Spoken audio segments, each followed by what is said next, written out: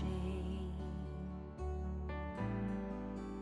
And I love that old cross where the dearest and best for a world of... I had a friend who tried to talk bad about... Martita Roca, a devoted follower of Jesus of Suburbia. I had to show him. Her movie, Love for Rent, financed in part by the church and in part by her husband, Alvaro.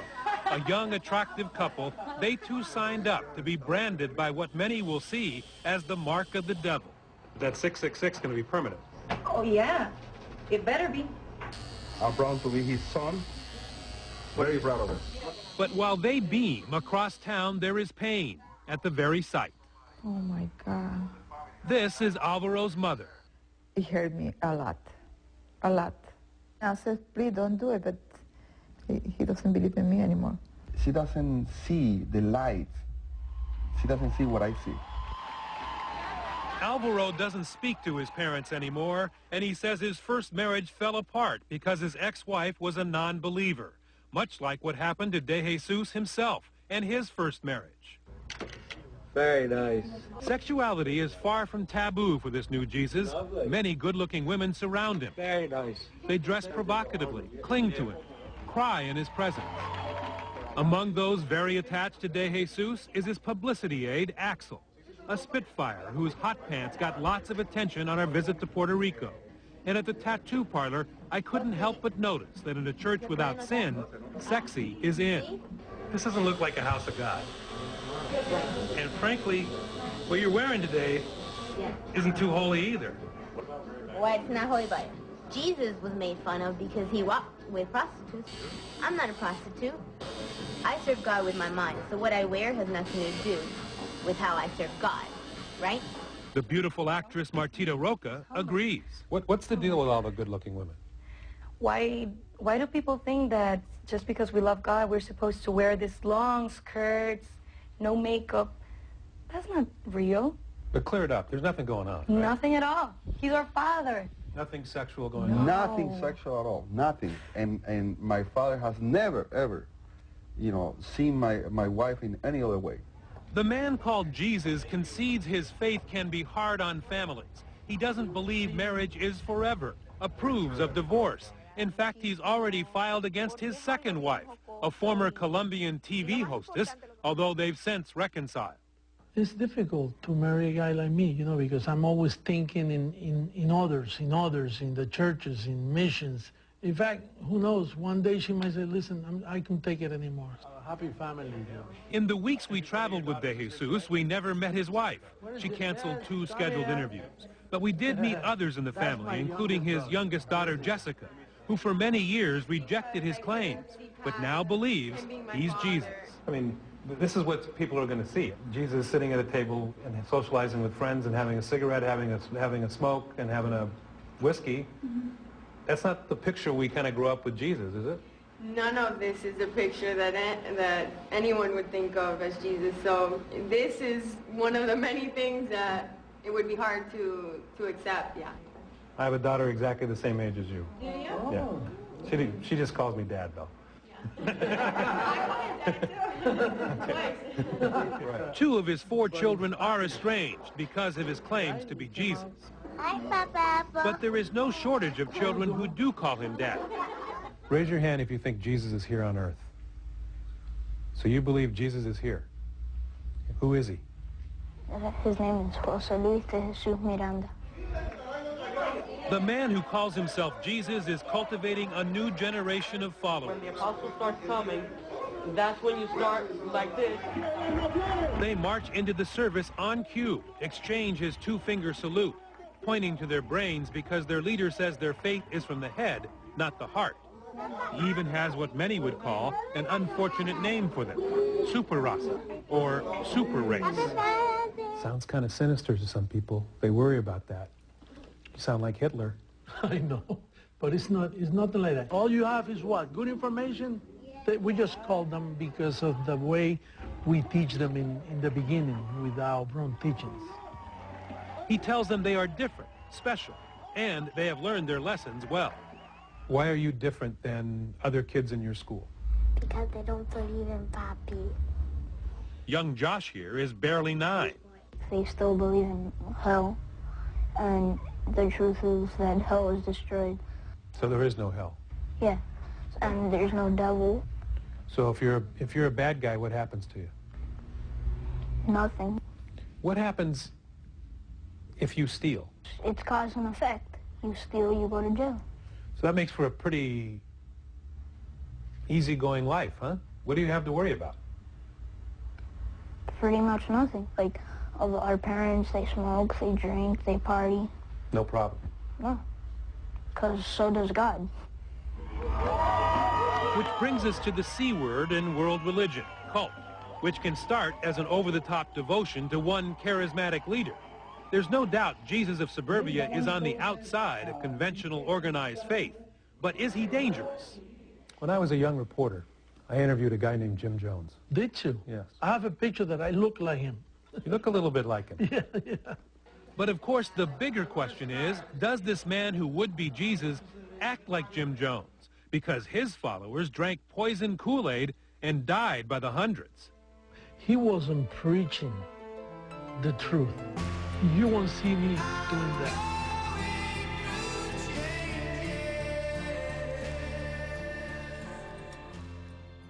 Certainly moving on.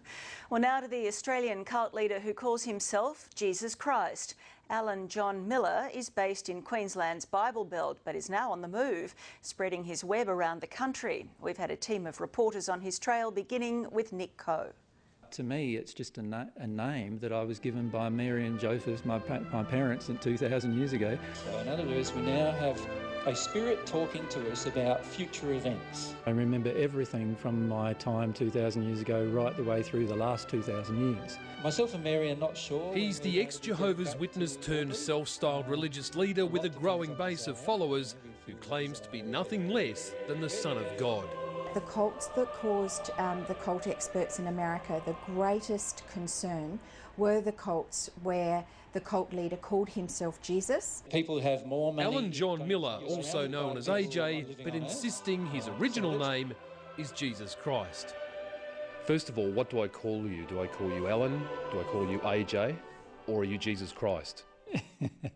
It doesn't worry me what you call me. The main reason I'm honest with people about my identity, about being Jesus, is because I feel to misrepresent that would actually be lying to them. He lives on a country retreat near Kingaroy in Queensland, and his influence is small but growing. So much so, dozens of followers are buying up nearby land just to get closer to him. When you feel certain things for a person, you obviously generally want to be close to them, and a lot of people feel that they'd like to be closer to myself and Mary. Mary is Mary Suzanne Luck, who also claims strong biblical links to the past. Mary was Mary Magdalene in the 1st century. Who's now your girlfriend? Yes, partner? My girlfriend, partner. I actually met her in her parents' lounge room. As a layperson, I'm trying to understand what the odds are you, as someone who claims to be Jesus Christ, could meet Mary Magdalene in her parents' lounge room 2,000 years after you died. Can you understand how I might just struggle with that a bit? When you understand the full divine truth about the soul and its power and desire and its power, and also the fact that we've lived one life. Alan John Miller's ambitions stretch far beyond just the so-called Queensland Bible Belt. He's taking his message on the road with a series of public seminars in community halls, just like this one behind me on the New South Wales-Victorian border. His followers believe he's the original Son of God, Jesus Christ himself. Even his own literature promotes himself as someone who's returned to earth after 2,000 years to teach us all what he calls the divine truth. Can you tell me what the divine truth is? It's God's truth. So it's a matter of mankind learning it and then coming to accept it at some point, but they have their free will to make that choice. So, but it is the absolute truth of the universe. They're also free to donate to the cause, but others have reservations about what he's actually teaching. So what you're leading is not a cult?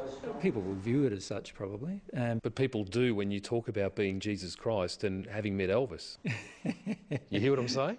Sure, but All I'm doing is saying the truth. And I'd suggest to you that what you're saying to me is not true. Right. You are not Jesus Christ. Yep. You are not the Son of God. Yep. And you don't remember anything from 2,000 years ago because you weren't here. Right. No, and that is your opinion, and you're allowed to have your opinion, and you've got the free will to have that opinion, and you've made that opinion without much investigation, I made.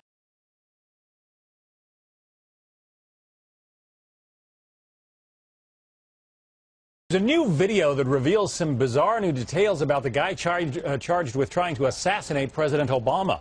Investigators say Oscar Ortega Hernandez fired 9 shots at the White House on Friday. Well, now we're learning more about what his motive might have been. Wendell Goler live at the White House for us now. Wendell.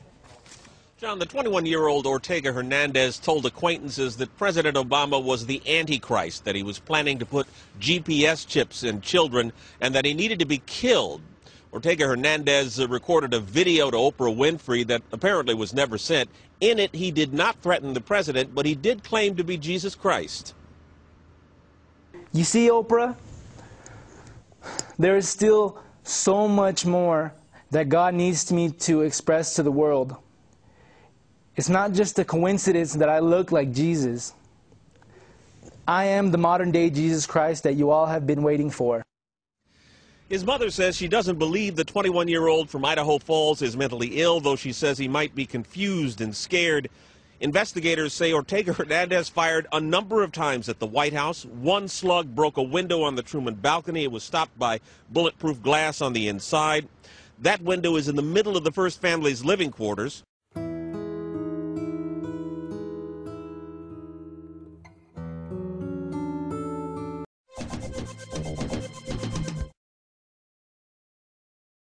Jesus Christ is returned, but only this time in Brazil.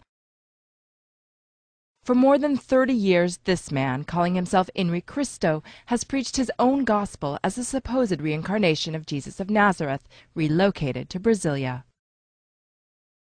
Born Alvaro Thais to farmers of German extraction, he made a first conversion in 1969, becoming Yuri of Nostradamus and styling himself a prophetic seer.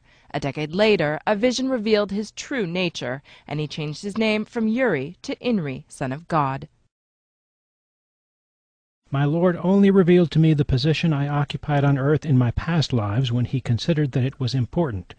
I don't remember all of my previous lives.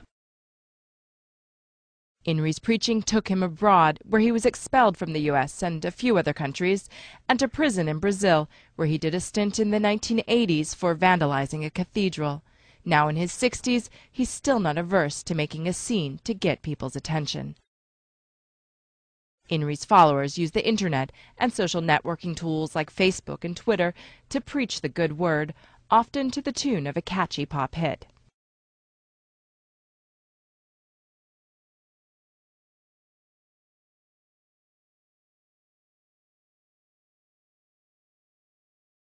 Henri has made the rounds of Brazil's TV talk shows, but most of his time now is spent with his disciples at home, in a closed compound outside the Brazilian capital.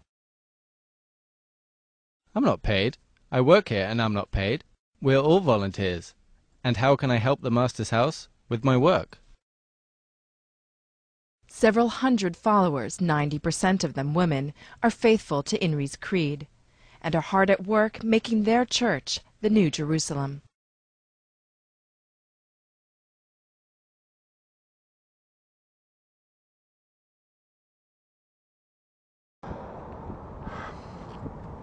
Judgment Day's late, really late. I mean, we're talking about almost close to a year now. I noticed there's a billboard in town that reads the Judgment Day. Oh, that's about me. May 21st. That's about me. Of last year. That's about me. Because these things did happen. I am the 21. You see, I sent a letter to the king. Yeah. You call the president. I sent a letter to the king, and I gave him 5 days to step down. Then I told him everything is going to happen before they happen. Everything from Japan to that rock floating up there, that asteroid, all of that came from me. Even the volcanoes came from me. Every single thing, even the earthquake, came from me. Every single event that has happened on this planet from that time, because we sent the president a letter back back then. Now, the person who owns those billboards owns, like, I think he owns Air One or one of these Christian radio stations. We never met him, although we listened to Air One and we listened to Family Life Radio. But God took him. Now, I'm going to show you how God works. God took him because he has enough money and because his heart is right with God. It does not matter things that he's done over here or done over there.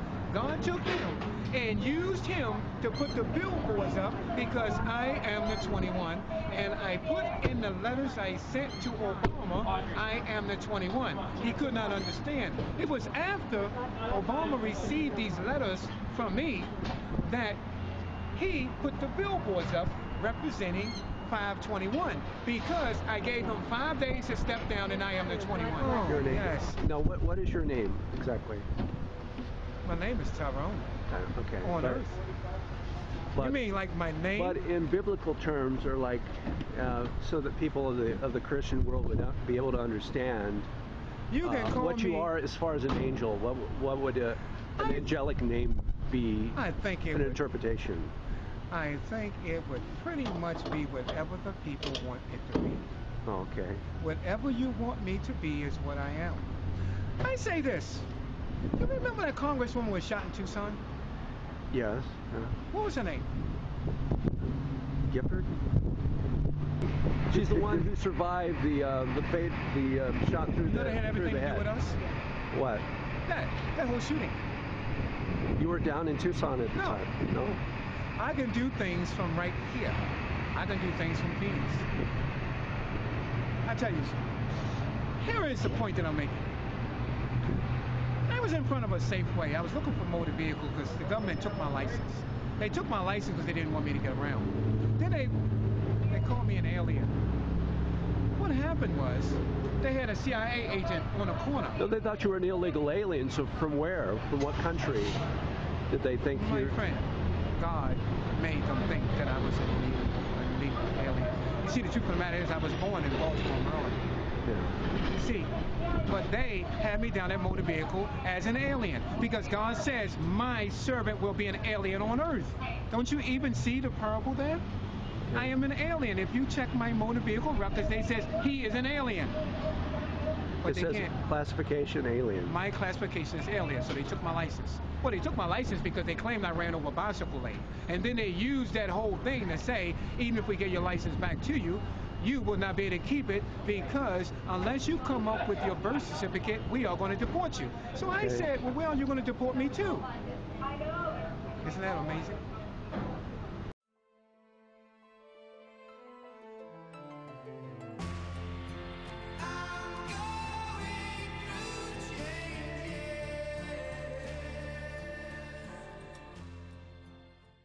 The whole world is under Judgment Day, and this is and it will continue right up until October 21, 2011, and at that time the whole world will be destroyed. Franklin County investigators are looking into a home invasion, and the suspect claimed to be Jesus Christ and Elvis. 65-year-old Gene Timms of Guntown, Mississippi, is accused of breaking into a home in the Pogo community. Investigators say he told the homeowner that he was Jesus Christ. We're told Timms told the homeowner he was there to have sex with the homeowner's wife and daughter. But it doesn't end here. According to deputies, Timms then pulled down his pants and told everyone he was Elvis Presley.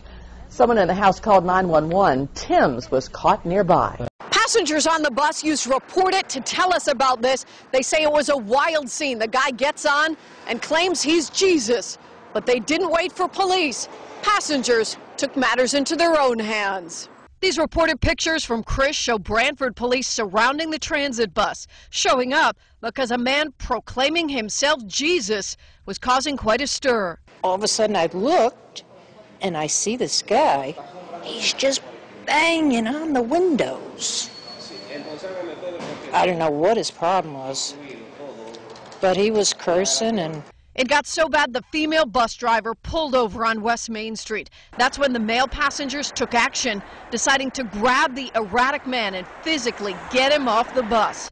But 52-year-old Mark Esposito didn't go easily. Still lashing out, this reported picture showing the window police say he smashed. Those passengers taking a risk. I think that it was well orchestrated, and they certainly did a great job, and we commend them.